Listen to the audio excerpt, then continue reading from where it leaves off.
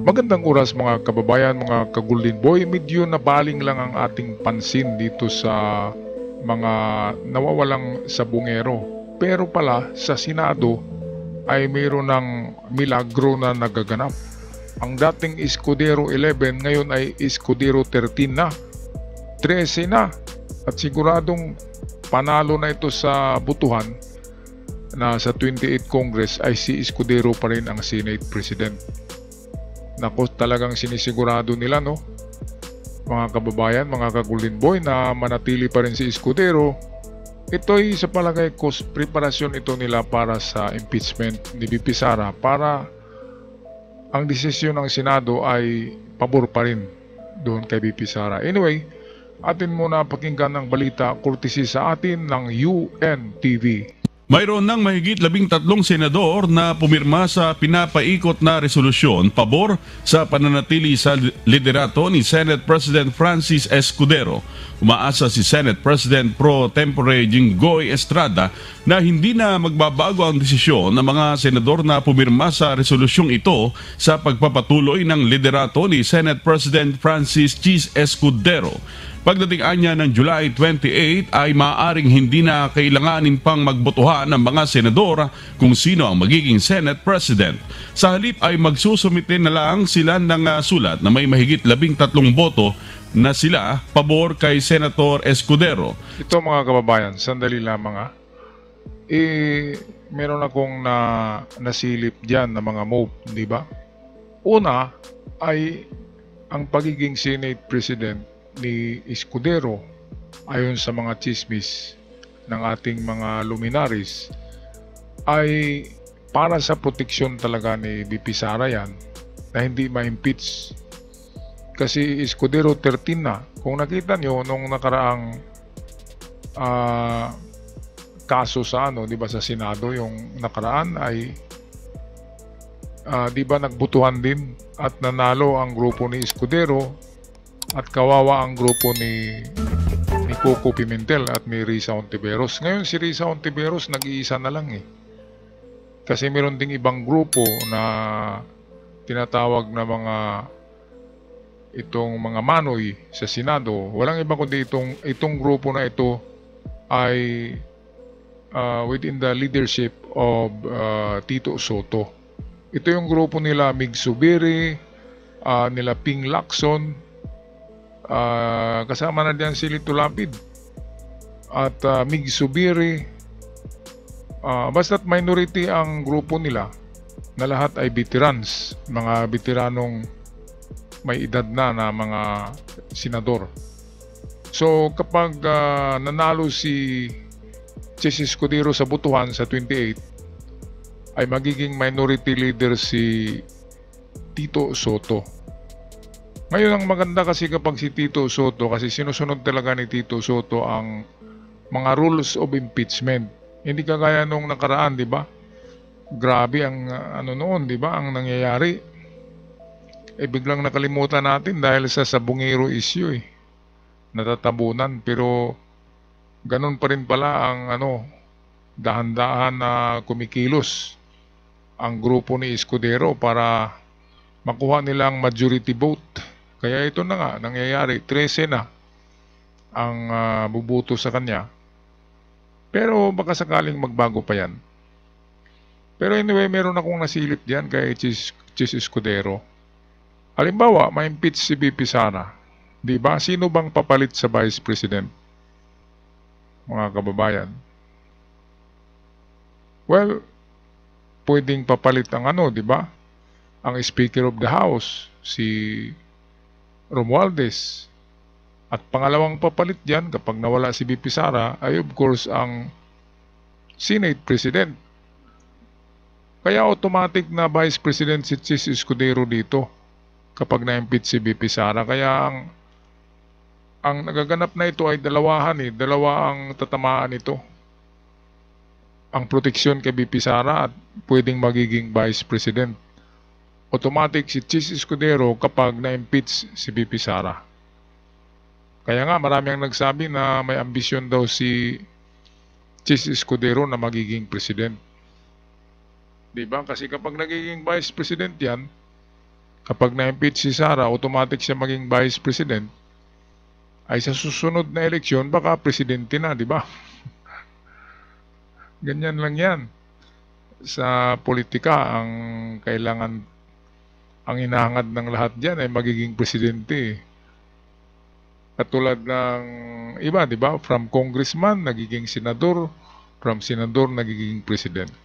Alright, balik tayo sa balita courtesy ng UNTV. Sa dami-anya ng kanilang boto ay maaaring tawagin itong supermajority.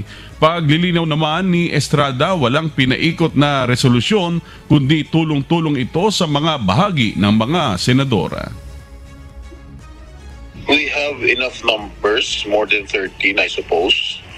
And I think Senate President Cheese Escudero is already secured of having his next term as Senate President. You did say the Senate presidency is not yet a done deal, and the Soto bloc is ready to back a dark horse. For the benefit of our viewers, no? So Senate President Cheese Escudero is believed to have 13 votes to back him already as Senate President. Sino exactly ang Soto bloc? So you have Senator Tito Soto, Senator Ping Lacson, yourself, Senator Loren Legarda, and who else? Well, we had with us Senator Lito Lapid as well. So there was 5 of us. Of course, sabi naman namin kay Senator Lito, kung magma-minority kami, you don't have to join us.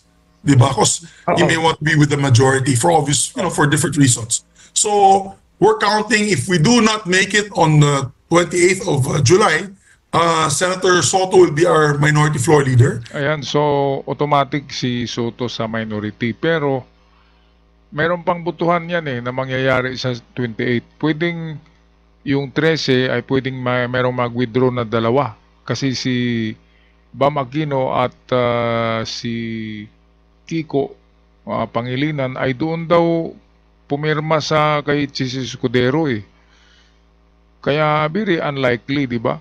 Parang hindi tama kasi si Bam Aquino at Kiko Pangilinan ay mga ibang kulay yan sa politika, di ba?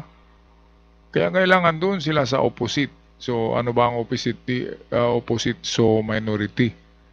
Doon dapat sila Bam Aquino at Kiko Pangilinan. Kung ganun na mayroong 2 mabawas sa 13, so magiging 11, di ba? Ikulang sila.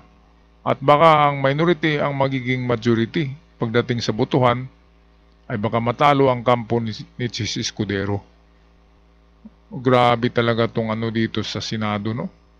Para manatili si BP Sara ay sinigurado nila na 13 sila o mahigit pa sa 13 para pagdating sa botohan majority rules.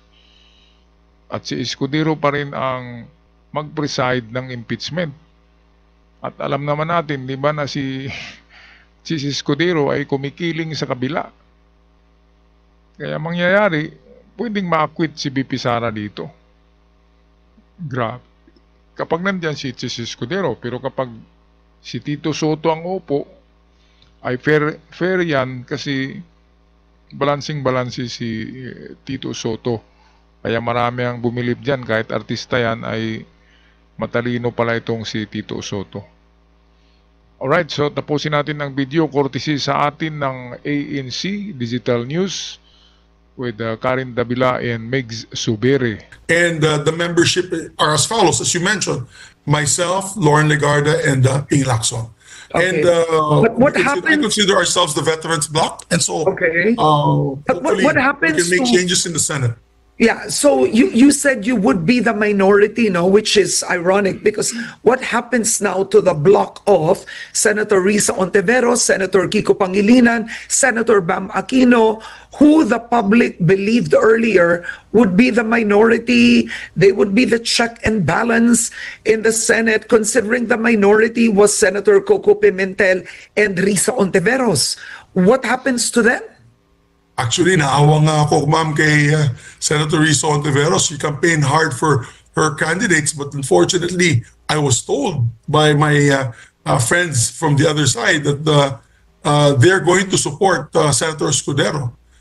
Senator Kiko and Senator Bam according to my sources, they can Okay. confirm or deny this, have already signed and already asked for the committees on agriculture and committees on education from Senate President Jesus Escudero. So that's quite a shock to me and to us, because I thought that they would, be more independent in terms of their stand with Senator Risa. So, Oo. yeah, I can't speak for the group of Senator Risa, but that's what I heard. Although Okay. Senator Risa is most welcome to join us, even as a guest candidate, or a guest, not a guest candidate, but a guest member of the minority, if she wishes so. Okay, so nangangahulugan ba, based on what you've said, your sources claim na iiwan ni Senator Bam Aquino at Senator Kiko Pangilinan si Senator Risa Ontiveros? I'm just coming from my sources, which are senators themselves. Ang sabi po nila ay committed na daw yung dalawa sa kanila. Now, best to ask them directly, best to ask them if that's true. Pero naawa na ako kay Senator Risa on that point. Kasi talagang from minority of two, she became one. Kawawa naman. So, But you said- we're willing to adopt her in the group. You know, that's if Yeah.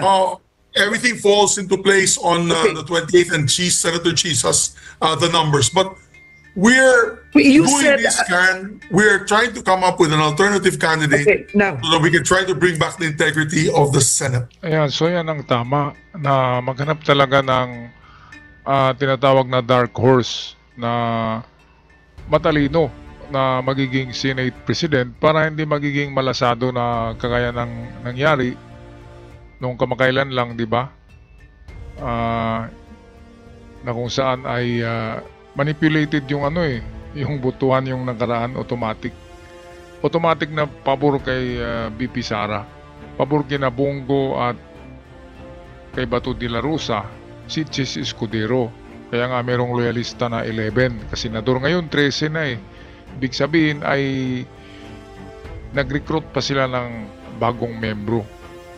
At merong pinaghandaan ito mga kababayan, sa tingin ko ay sa impeachment. Para pagdating sa impeachment, di ba, botohan na naman yan. At kapag majority sila at si Escudero, at si Escudero pa rin ang magiging Senate President, siya yung presiding officer. So pwedeng anuhin pa rin niya ang manipulate pa rin ang impeachment. E di bali, di ba? Ay pwede pa namang kasuhan si BP Sara sa Supreme Court pag hindi siya na diyan sa impeachment. Pwede pa sa Supreme Court na dalhin yung kaso.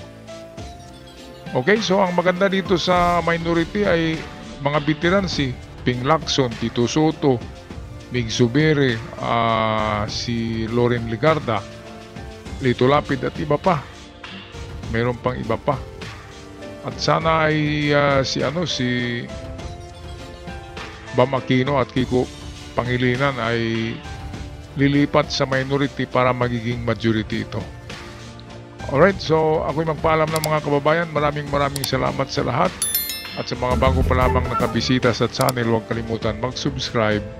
Malaking tulong para sa aming content creation. Hanggang sa muli, ingat ang lahat.